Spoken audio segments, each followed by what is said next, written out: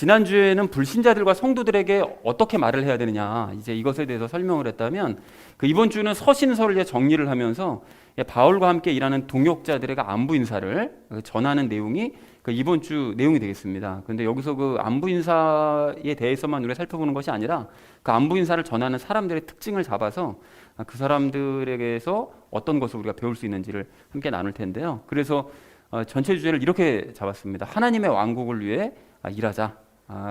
방금 그 안부를 전했던 사람들이 이제 이런 식으로 일을 했기 때문에 우리도 그렇게 일을 하자라는 것으로 주제를 잡았습니다. 자, 그래서 각 절 말씀을 읽을 텐데요. 먼저 10절 말씀 우리 함께 읽도록 하겠습니다. 나와 함께 갇힌 자 된 아리스다고와 바나바의 누이의 아들 마가와 이 마가에 대하여는 너희가 명령을 받았으니 그가 너희에게 이르거든 그를 받아들이라 라고 말씀합니다. 여기 아리스다고라는 사람이 성경을 읽으시면 좀 익숙한 이름이긴 합니다. 왜 그런가 하면 그 에베소 폭동 사건 때 바울을 대신해서 고초를 겪었던 인물이 아리스다고였어요. 사도행전 19장 말씀을 보시면 그 에베소에서 그 우상을 만드는 사람들이 왜 밥줄이 끊기니까 바울 때문이다라고 해서 폭동이 한번 일어난 적이 있었잖아요. 큰 폭동이. 그때 이제 바울을 잡아가지고 극장 안으로 사람들이 들어가려고 했는데 바울이 없어가지고 대신 아리스다고하고 이제 다른 사람 가이오였나요? 그 두 사람을 이제 붙잡아가지고 극장으로 이제 데려갑니다. 그래서 이제 바울이 그때 막 같이 들어가려고 그랬는데 사람들이 말려가지고 못 들어갔었죠. 그래서 바울 대신 고초를 겪었었던, 그러니까 참 귀한 사람이었던 거예요. 그 사람이 이제 아리스다고였는데 지금은 바울을 돕기 위해서 로마 감옥에 또 갇혀 있습니다. 같이. 그러니까 바울이 이제 감옥 안에서 뭐 할 수 있는 게 없으니까 그 안에서 이제 바울의 손과 발이 되어주기 위해서 감옥을 출입하면서 계속해서 이제 바울과 함께 어려움을 겪는, 자발적으로 감옥에 들어가서 그렇게 일을 한다는 게 쉬운 일이 아니잖아요. 그러니까 이렇게 늘 힘든 일을 함께 해줬던 사람이 아리스다고였다라는 얘기를 바울이 지금 하고 있습니다. 그리고 바나바의 누이 아들 마가가 누군가 하면 뭐 이름 보시는 것처럼 마가복음을 기록한 그 인물 마가가 맞습니다. 그게 이제 바나바의 그 조카였고요. 그리고 또 이제 바나바와 바울이 잘 동역을 했었잖아요. 근데 이제 1차 전도 여행 때 잘 아시는 것처럼 여행을 포기하고 그냥 너무 무책임하게 돌아가 버렸어요. 시작하자마자. 그러니까 아마 힘들어서 그랬겠죠.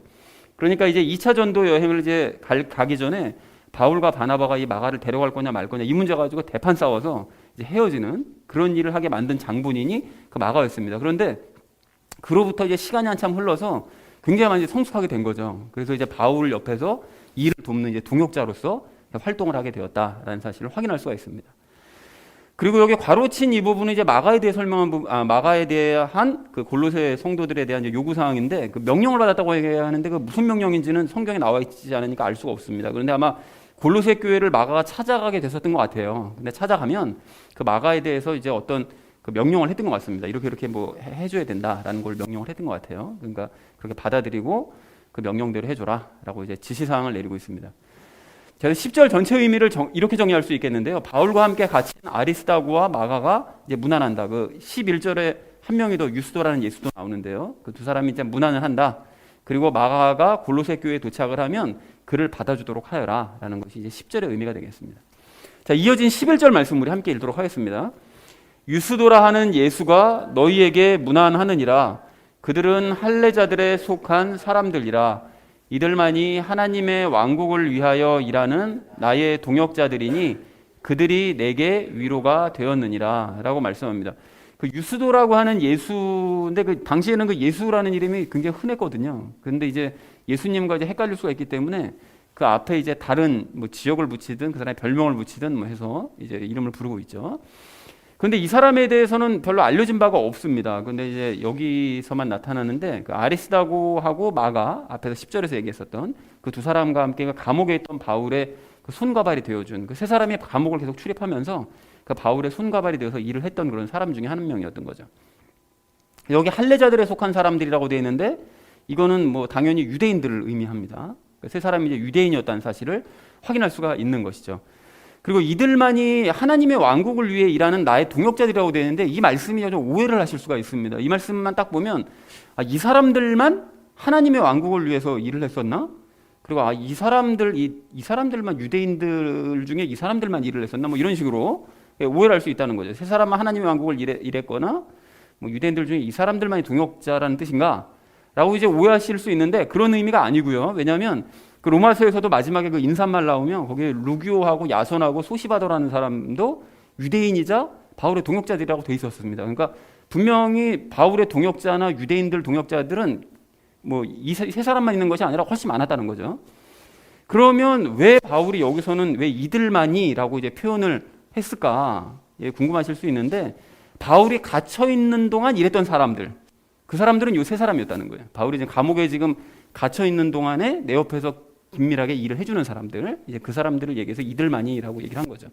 그래서 바울의 손과 발이 되어 일할 수 있는 사람은 이 세 사람밖에 없었다는 건데 사실 감옥에 이제 출입하는 사람이 막 수백 명씩 막 들락날락 하면 안 되잖아요. 그러니까 이제 로마 군인들도 힘드니까 이 세 사람만 이제 출입할 수 있도록 해줬기 때문에 이 사람들밖에 여기서는 지금 없지만 훌륭하게 일을 잘해주고 있다. 이제 그런 의미로 이 얘기를 한 것이다라는 사실을 확인하시면 좋겠습니다.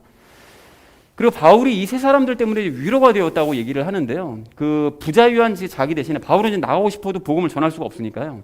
그런데 자기 대신에 하나님 나라를 위해 부족함 없이 열심히 일을 이 세 사람이 해주어서 정말 손과 발이 돼서 자기가 하는 것만큼 일을 잘해주니까 그게 일단 위로가 되는 거죠. 그리고 또 하나가 지금 골로새 성도들을 그 미혹한 그 유대인들 어느 곳을 가나 그 복음 전한 데마다 그 유대인들이 그 거짓 교사들이 그 잘못된 복음을 가르치고 있었는데 이 참된 유대인의 모습을 이 세 사람이 이제 보여주니까 그럼 일반적인 보통 가지고 있는 유대인 이미지와는 완전히 다른 정말 훌륭한 유대인으로서 그 모습을 보여주기 때문에 동족으로서는 너무 위로가 된다라는 말을 하고 있습니다.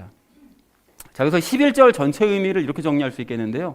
유스도라 하는 예수도 너희에게 문안을 한다. 한편 아리스다고 마가 예수는 이제 유대인인데 현재는 이들만이 나의 동역자로 활동하고 있고 내게 지금 큰 위로가 되고 있다라고 이제 안부를 전했다라는 것이 11절의 의미가 되겠습니다. 자, 이어진 12절 말씀 우리 함께 읽도록 하겠습니다. 너희에게 속한 사람으로 그리스도의 종인 에바브라가 너희에게 문안하느니라.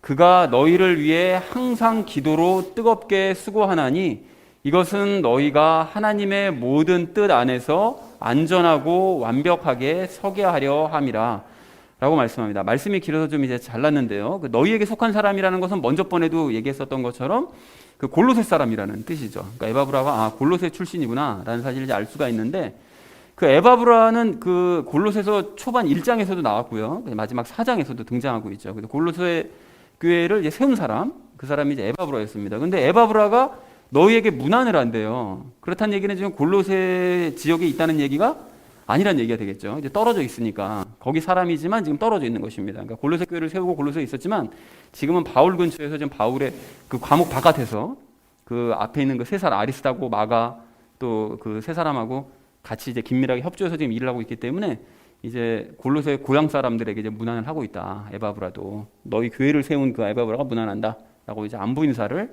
전하고 있습니다. 그리고 12절 하반절 말씀을 보시면 그 하나님의 모든 뜻이라고 되어져 있는데요. 그 하나님의 뜻은 항상 말씀드리고 강조하지만 그 요한복음 말씀에 분명히 기록되어 있습니다. 하나님의 나를 보내신 분의 뜻은 이것이니 성부 하나님의 뜻은 이것이니 곧 아들을 보고 그를 믿는 모든 자가 영존하는 생명을 얻는 것이 하나님의 뜻이에요. 요한복음 6장 40절에 분명히 말씀하고 계시죠. 나를 향한 하나님의 뜻이 뭘까? 예수님 믿고 영생 얻는 게 하나님의 뜻이에요. 그거 다른 게 없다고요. 그게 최고니까. 자, 그런데 여기서 이제 하나님의 모든 뜻이라고 말씀하시는 것은 그렇게 예수님을 믿고 영생을 얻는 것과 관련된 모든 것들을 이야기합니다. 그러니까 세부적으로 또 이제 따져나가면 여러 가지가 있을 수가 있겠죠. 근데 특별히 여기서는 혼의 구원을 이루어가는 것, 그것도 이제 영생을 얻는데 굉장히 귀한 것이기 때문에 그것에 대해서 이제 얘기를 하고 있습니다. 그래서 완전하고 완벽하게 서게 하려고 한다고 지금 얘기를 하고 있는데 무엇을 완전하고 완벽하게 세운다는 것이냐? 그게 무엇일까요? 그게 무엇인가 하면 영은 이미 완벽합니다. 2장 10절에서 골로새서 2장 10절에서 말씀했던 것은 영은 완벽하기 때문에 혼의 완전과 완벽을 의미하는 거예요. 즉 혼의 구원을 의미합니다. 그러니까 골로새 성도들이 영의 구원은 받았는지 모르지만 아직까지 혼은 구원받지 못한 상태, 예수님의 열매를 아직 잘 맺지 못하는 상태이기 때문에 그렇게 너희가 완전하고 완벽하게 혼이 되도록 설 수 있도록 에바브라가 너희를 위해서 항상 뜨겁게 기도로 수고를 하고 있다 라고 얘기하는 것이 그 12절 하반절의 이제 내용이라는 것이죠. 자, 그래서 12절 전체 의미를 이렇게 정리할 수가 있겠는데요. 에바브라도 너희에게 문안을 한다. 에바브라는 골로새 성도들이 하나님의 뜻 안에서 완전한 혼의 구원을 이루도록 항상 뜨겁게 기도하고 있다 라고 얘기를 하고 있습니다. 그러니까 예수님을 믿고 영생을 얻게 하기 위해서 완전한 혼의 구원을 이뤄가도록 너희를 위해 기도한다 라는 것이 이제 12절의 의미가 되겠습니다. 자, 13절 말씀 우리 함께 읽도록 하겠습니다.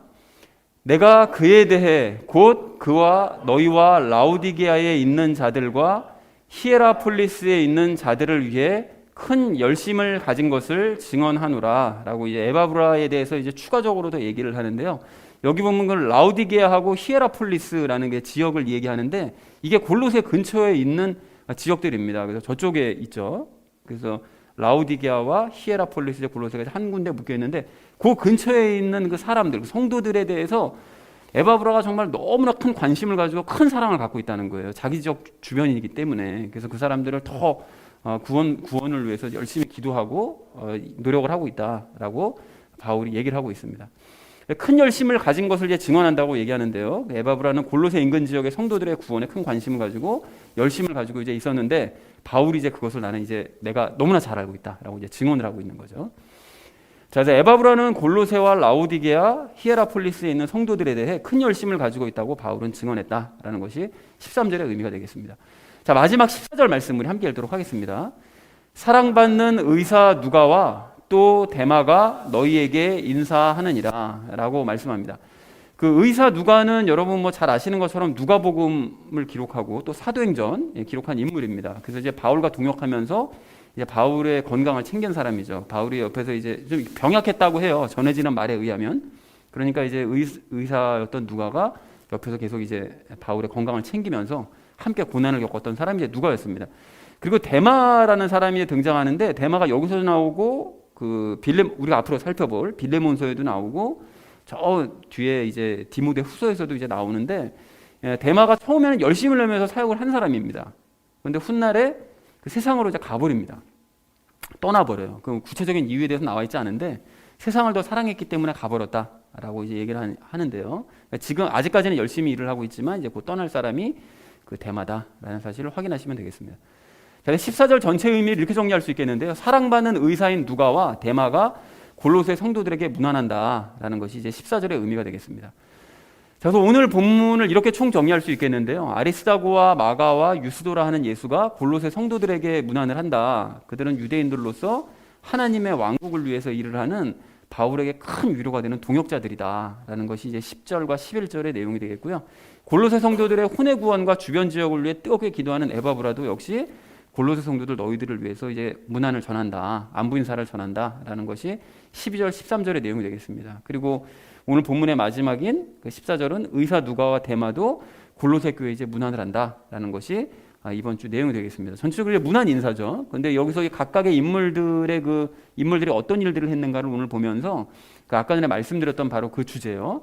그 하나님의 왕국을 위해서 우리도 일을 하자라는 것이 이제 이번 주 주제가 되겠고 이 주제를 가지고 나머지 부분을 삶에 적용하면서 함께 말씀 나누도록 하겠습니다.